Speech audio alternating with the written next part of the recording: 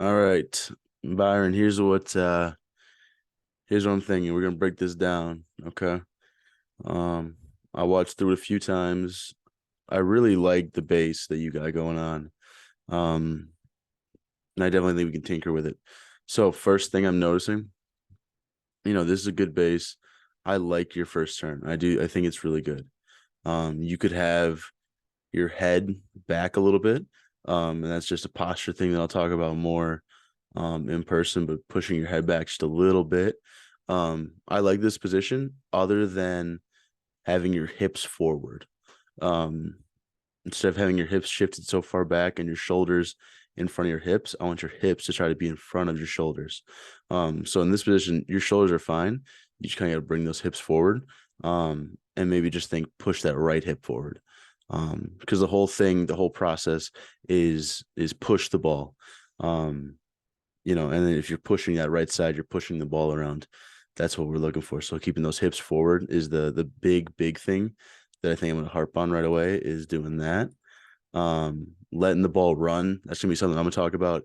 And when I say let it run, I mean let it run to 180.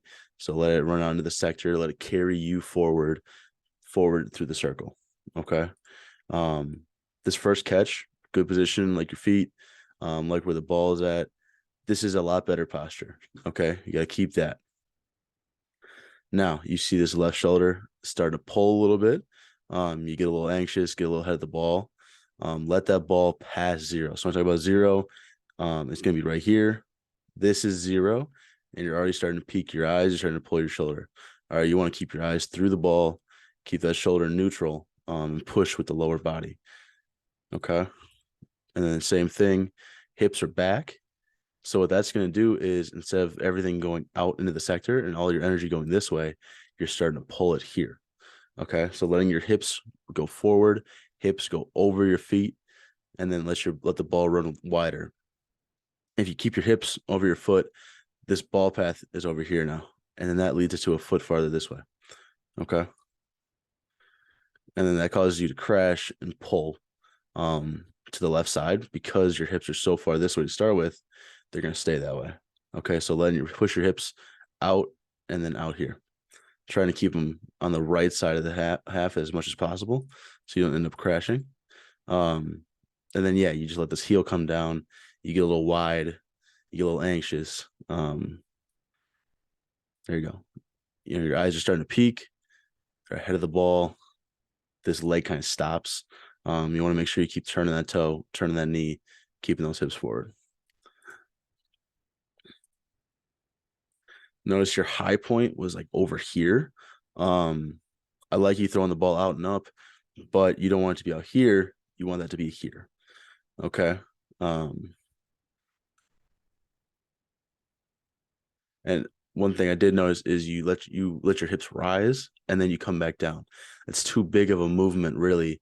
And if you do it wrong, it's going to throw off the entire rhythm of the throw. Okay, so we want to keep those hips level the whole time and then let them rise gradually and unilaterally through the throw so that by the time you get to that finish, they're the highest they're going to be. Okay. And then yeah, if you just keep pushing the right side, um, and you can see that you're pulling because this foot comes up, this foot isn't turned, and then your hips are facing, you know, 90 or a little bit less than 90 rather than getting them out here. But I love the thing I like is you're extending upwards. That's something that I really focus on and getting your hands up. Like this, not terrible. You can push through a little bit more. You can anchor that left foot just a little bit more. For sure. Look your second one. Notice you're already starting to pull that head. That's gonna be something I'm gonna harp on a ton. Is keep your head with the ball, keep the ball between your hips. Um, Again, I like that your feet are both feet are at 90, balls at 90, eyes are at 90. That's what I'm looking for. Hips, get those hips forward. Hips forward, shoulders back. Because then it causes the same thing. So if you look at your foot, your knee, your hip, what you want is kind of foot, knee, hip, and then everything else is right of that. Think of this left side as a pole, and you want to work around that pole. Okay. Again, I love exactly where your feet land after your first turn and where the ball is. If you can keep that first catch, and then we work on everything after that, perfect. Yep. And then pushing your head back and your hips forward. And I'm gonna, go over that more with your posture and stuff like that. But see how you keep pulling shoulders, hips back, it's just gonna cause you to go left. Okay. If you keep it neutral, you keep pushing it right. When I say push it right, I mean push it out here, and then let it run this way rather than pulling it and having the path go this way. You want the path to be as long as possible out here, and then as long as possible out here. Okay. And then because you were so left, you end up heavy on that right foot. It kind of stops all your momentum. And then you're kind of just pulling that last turn to keep it going again. Okay. Cool. All right. Let's talk about shot put.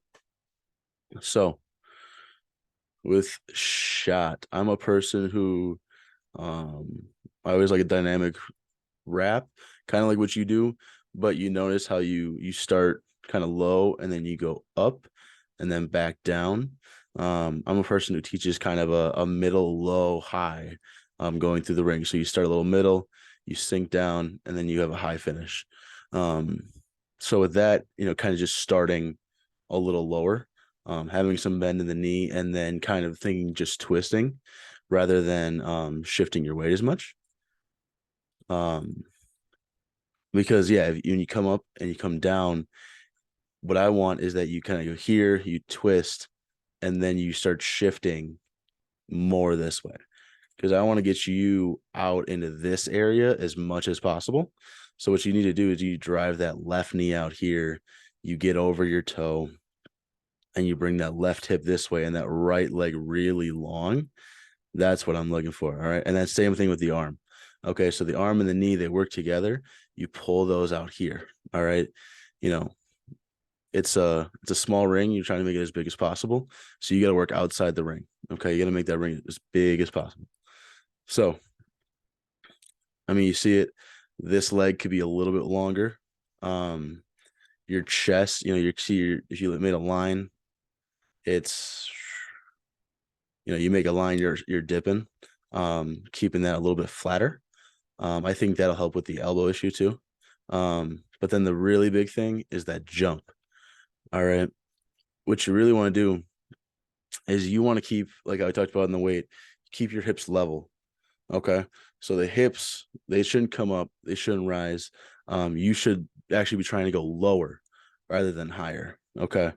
We have flat shoes for a reason. They spin really well. Once you get here, you should be trying to bend that right knee and actually sink lower than you are right now. Okay. This left block arm, really good right now.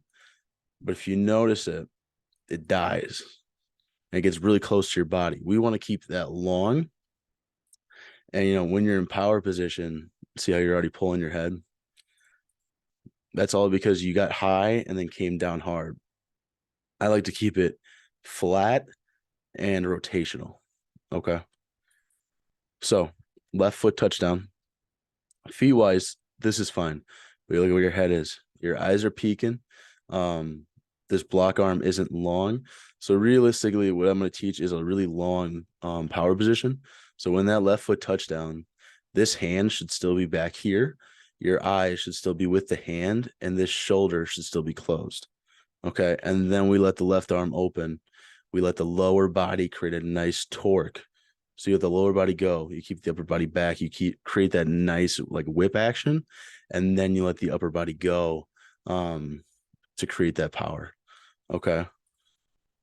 And the reason your elbow is dropping and you're throwing like that is because your eyes are going too early.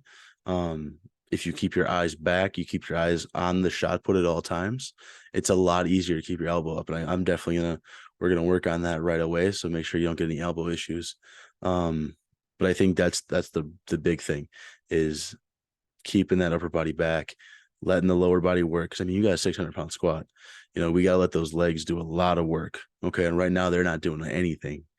right now. You got basically a 300-pound squat throw right now.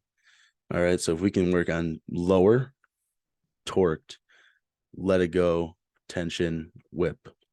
Okay. And then that hopefully should fix that basketball motion push, keeping the head back a little bit longer. I like how well you're getting this through. But if we can stay lower with it and then push it around, I think we can get some more legs into it for sure. All right. For sure.